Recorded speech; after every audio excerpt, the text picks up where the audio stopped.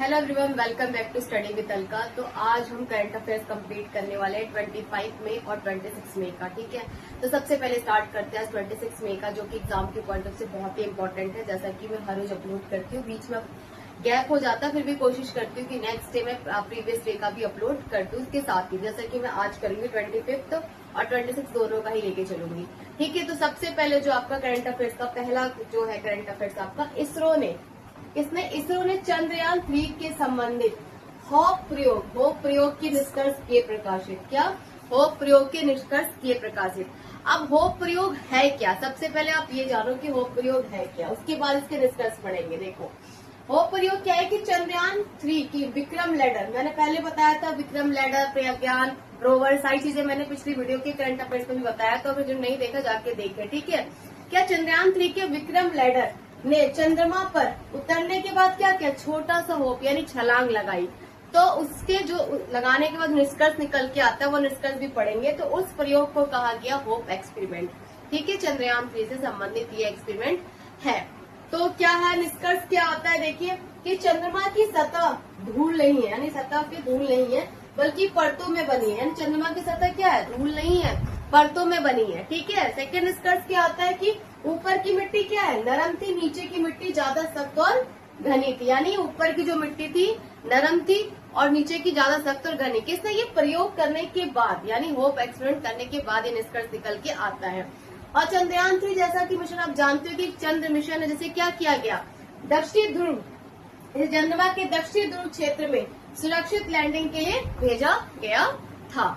ठीक है, तो ये तो हुआ आपका चंद्रयान 3 से संबंधित ये होप एक्सपेरिमेंट क्या है। ठीक है, अब चलिए बात करते हैं। इसके बाद इसरो का एक नाम आया, जैसा कि मैं बताती हूँ कि मैं जो करंट अफेयर्स से बताती हूँ उसमें से जो पॉइंट्स आते हैं, जैसे इसरो आया, इससे संबंधित भी क्वेश्चन आते हैं, तो मैं उसके बारे में चलो बात करते हैं। इसरो क्या? सबसे पहले इसकी फुल फॉर्म आप इसे ISRO यानी इंडियन स्पेस रिसर्च ऑर्गेनाइजेशन, ठीक है, इसका फुल फॉर्म है। अब इसकी स्थापना हुई थी 15 अगस्त 1969 में।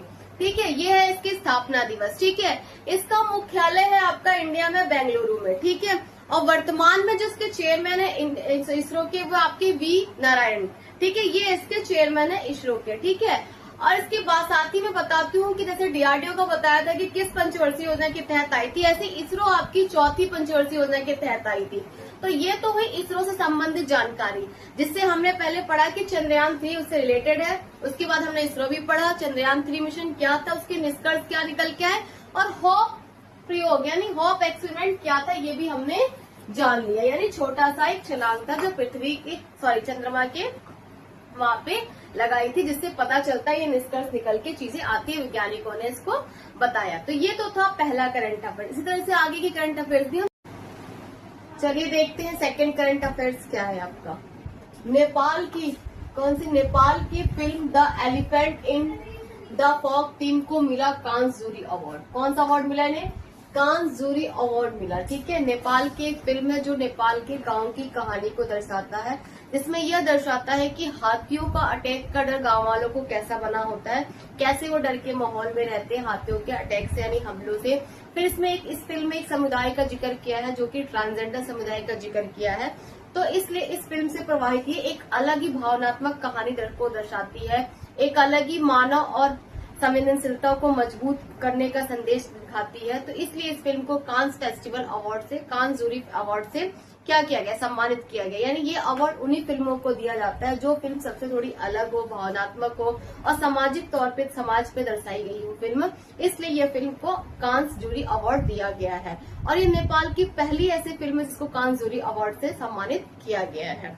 तो ये तो था द एलिफेंट इन, आप समझ सकते हो, द फॉग। इसको हम द अनसर्टन अवार्ड भी कहते हैं, अनसर्टन रिवार्ड यानी कांस जूरी अवार्ड। ठीक है, जूरी अवार्ड से हमें सम्मानित किया गया इस फिल्म को। अब देखिए, इस फिल्म के निर्माता पूछा जाएगा तो आप क्या बोलोगे? अविनाश विक्रम शाह। इस फिल्म के निर्माता कौन थे? अविनाश विक्रम शाह। ठीक है, खासकर आपका देखिए कांस जूरी जो अवार्ड है वो स्टार्ट कब हुआ? 1946 से स्टार्ट हुआ। ठीक है, और कांस एक प्लेस का जगह है जो कि फ्रांस में, इसलिए इस नाम से भी इसको हम इस अवार्ड को जानते हैं। और ये खासकर क्यों दिया गया, क्यों स्टार्ट किया गया? ये बेहतरीन फिल्मों को और उनके निर्माताओं को मंच देने के लिए, यानी उनको एक प्लेटफॉर्म मिल सके कि वो भी एक अच्छा मतलब अनुभव प्रदर्शित करते हैं, इसलिए अवार्ड को स्टार्ट किया गया। तो ये तो हुआ कि नेपाल की किस फिल्म को कांस जूरी अवार्ड सम्मानित किया गया, उनके निर्देशक कौन थे, क्यों किया गया और कब स्टार्ट हुआ कांस जूरी अवार्ड और क्यों दिया जाता है। अब चलिए स्टार्ट करते हैं थर्ड करंट अफेयर्स। सेकंड तो ये हो गया, ठीक है। लद्दाख में क्या हुआ, लद्दाख में भारत के पहले जियो थर्मल पावर प्लांट की क्या हुई है, मिली मंजूरी।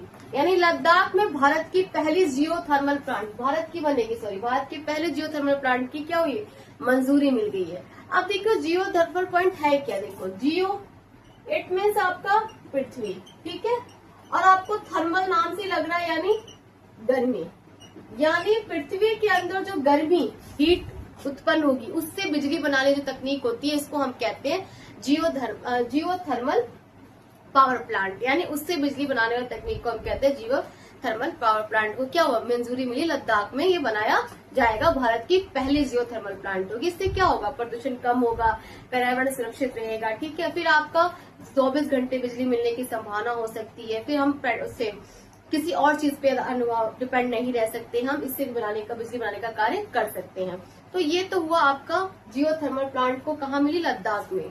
अब देखिए खासकर एग्जाम में पूछा जाता है कि इसे मंजूरी MOU यानी समझौता ज्ञापन कब मिला, 6 फरवरी 2021 को मंजूरी मिल गई थी, ठीक है।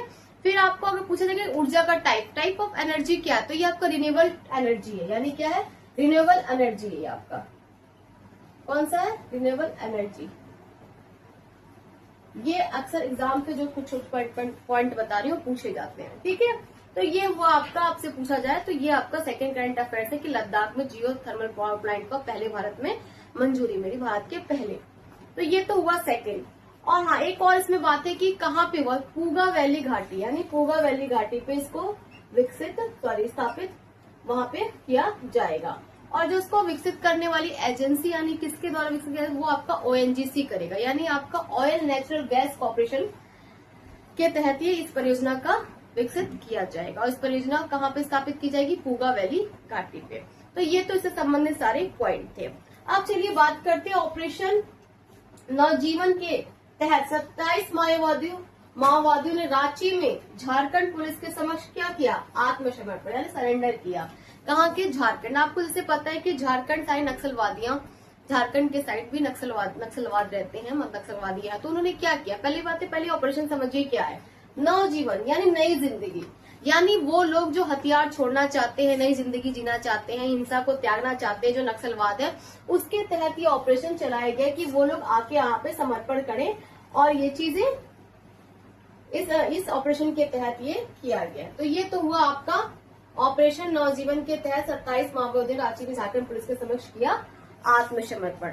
अब चलिए बात करते हैं आपका फिफ्थ क्या है, आपका राष्ट्रपति द्रौपदी मुर्मू ने नई दिल्ली में जर्मनी के प्रोफेसर डॉक्टर लार्स क्या है, द्रौपदी मुर्मू ने क्या किया, नई दिल्ली में जर्मनी के जो प्रोफेसर है डॉक्टर लार्स क्रिस्टन कोच को क्या किया, कला के क्षेत्र में योगदान के लिए क्या किया गया, पद्मश्री पुरस्कार से सम्मानित किया। उनको किस तरह ये सम्मान, राष्ट्रपति द्रौपदी मुर्मू ने।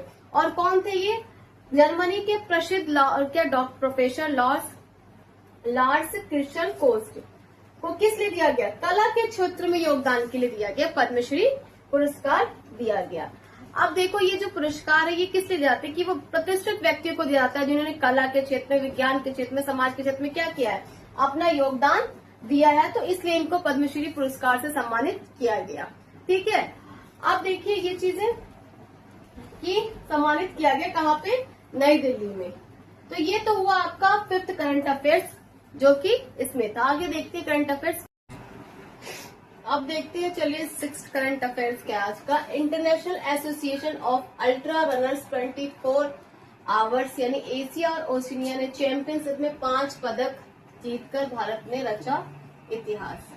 अब ये क्या है, IAU यानी international ultra runners. Ultra runner से नाम ही लगा कि अल्ट्रा रनिंग, यानी यह जो रनिंग है ये सबसे लंबी दूरी तय करने वाली मानी जाती है। यानी इसमें जो खिलाड़ी होते हैं वो 24 घंटे तक लगातार दौड़ते रहते हैं और जो सबसे ज्यादा दूरी तय करता है वो कहलाता है विजेता।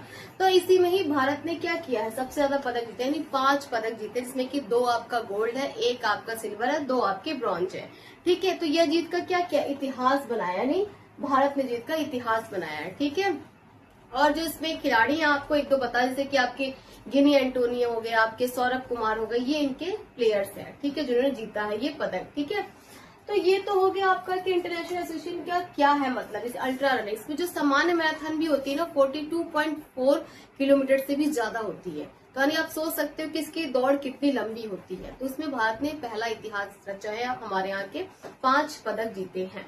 ठीक है, और इसकी शुरुआत जो हुई थी वो हुई थी इसकी 1984 में। और ये क्या करता है, ये आपके जितने भी आपके जो मैराथन गेम होते हैं यानी इंटरनेशनल लेवल पे IAU अल्ट्रा रनिंग जो भी प्रतियोगिता होती है इसको नियंत्रित करने का कार्य करने वाली एक ये संस्था है IAU। ठीक है, तो ये तो हुआ आपका 6 करंट अफेयर्स क्या था और किसने जीता और कब स्टार्ट हुआ। अब चलिए बात करते हैं 7th क्या है आपका। 7th है आपका भारत ने इथोपिया को क्या किया, भारत ने इथोपिया को WTO में शामिल करने वाले प्रोटोकॉल पे किए हस्ताक्षर यानी साइन किया। किसको, इथोपिया। ये एक आपकी ईस्टर्न अफ्रीकन कंट्री। हाल में PM मोदी ने भी यहाँ पे यात्रा की थी, आपको पता होगा भी कुछ महीने पहले में ये न्यूज में चर्चा में थी ये कंट्री। ठीक है, तो ईस्टर्न अफ्रीकन कंट्री है। तो इसको क्या किया, WTO यानी वर्ल्ड ट्रेड ऑर्गेनाइजेशन में शामिल करने के लिए हस्ताक्षर किए। मतलब क्या होगा कि इसको भी वैश्विक जो स्तर पे व्यापार प्रणाली में जोड़ने का संबंधित है, मतलब जोड़ा गया है। इसे भी वैश्विक स्तर पे व्यापार करने वाली प्रणाली में भी इथोपिया को जोड़ा गया। यानी WTO क्या करता है, इसकी स्थापना हुई थी आपकी 1 जनवरी 1995 को। ठीक है, उसका मुख्यालय है जिनेवा में। अक्सर पूछा जाता है मुख्यालय का है जिनेवा में। ये क्या करता है, ये दुनिया के देशों के बीच व्यापार यानी ट्रेड बनाने नियम और उसे आसान बनाने वाले व्यापार बनाने नियम और व्यापार को आसान तरीके से चलाने वाली क्या एक अंतर्राष्ट्रीय संस्था है दुनिया में देशों के बीच। ठीक है, ये एक अंतर्राष्ट्रीय संस्था है। तो ये तो हो गया आपके WTO क्या है और इसने किस प्रोटोकॉल पे शामिल किया और किस कंट्रीज को इसमें शामिल करने का कार्य किया है। ये तो हो गई आपकी 7th करंट अफेयर्स। अब चलिए बात करते 8 क्या है। उपराष्ट्रपति CP राधाकृष्णन ने क्या किया, PN पडिक्कर पर आधारित पुस्तक, किस पे, PN पडिक्कर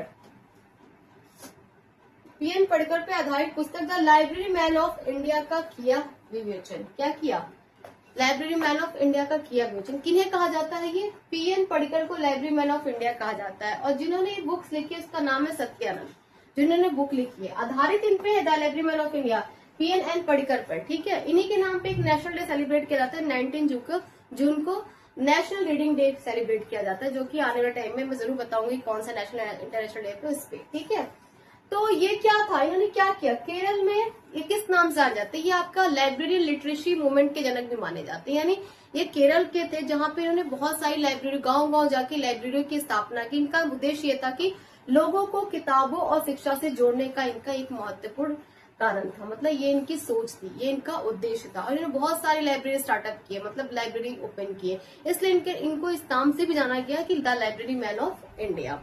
तो इस बुक को लिखा किसने, सत्यानंद ने। और उसका विमोचन किसने किया, हमारे उपराष्ट्रपति CP राधाकृष्णन ने। तो ये तो हो गया आपका 8 करंट अफेयर्स क्या था। अब चलिए बात करते हैं 9, जैसे कि 25 मई को क्या किया गया, दुनिया भर में मनाया गया विश्व फुटबॉल दिवस। क्या किया गया, दुनिया भर में कल 25 मई को विश्व फुटबॉल दिवस मनाया गया। देखो, UN जनरल असेंबली यानी संयुक्त सभा जनरल असेंबली ने क्या किया, 7 मई 2024 को यह प्रस्ताव पारित किया कि 25 मई को पूरे वर्ल्ड में वर्ल्ड फुटबॉल डे मनाया जाएगा। और देखो 25 में ही क्यों रखा गया डेट, क्योंकि देखो सबसे पहले 1924 में 25 मई को ही आपका पेरिस ओलंपिक में इतिहास में पहली बार आपका फुटबॉल टूर्नामेंट खेला गया था उसी डेट को। तो उसके आधारित उस समय से लेके अभी तक 100 वर्ष कंप्लीट हो गए। तो उसी दिन 100 वर्ष के कंप्लीट में उसी दिन के आधारित पे इसे 25 मई को ये डेट रखी गई। ठीक है, तो ये तो हो गया आज का 9 करंट अफेयर्स। आगे देखते हैं और भी करंट अफेयर्स। जैसा कि बताया कि दोनों दिन का मैं लेके चल रही हूँ कि आपको प्रॉब्लम ना हो जो प्रीवियस ईयर के वो करंट अफेयर्स। और ये सारे करंट अफेयर्स देखिए एग्जाम के पॉइंट ऑफ से बहुत इंपॉर्टेंट है, इसलिए मेरी वीडियो लास्ट तक देखा करिए, शेयर करा करिए। अब देखते हैं 10th हमारा करंट अफेयर्स क्या है आज का।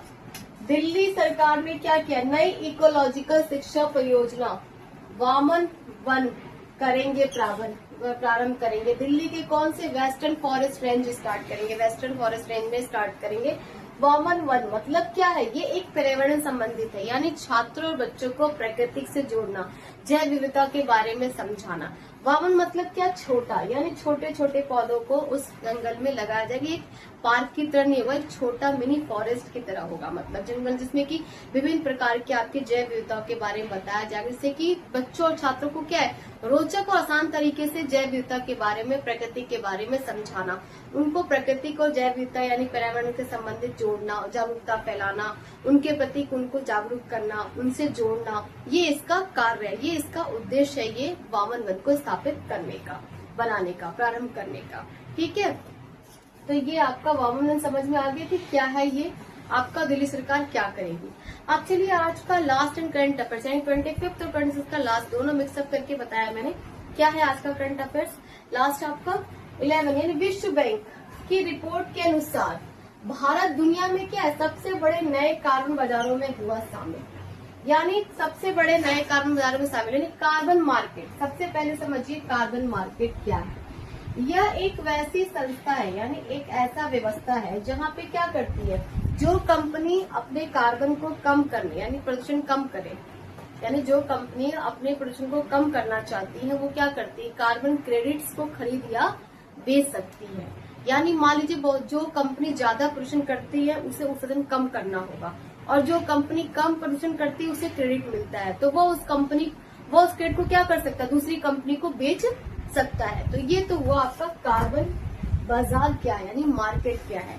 और आपका वर्ल्ड बैंक क्या करती है, एक अंतर्राष्ट्रीय वित्तीय संस्था है जो कि क्या करती है, आपके विकासशील देशों के ऋण संबंधित हुआ, आपके लोन संबंधित हुआ, आर्थिक संबंधित हुआ, या देश को विकासशील देने में सलाह देने का कार्य, बनाने में सलाह देने का कार्य करती है। कौन?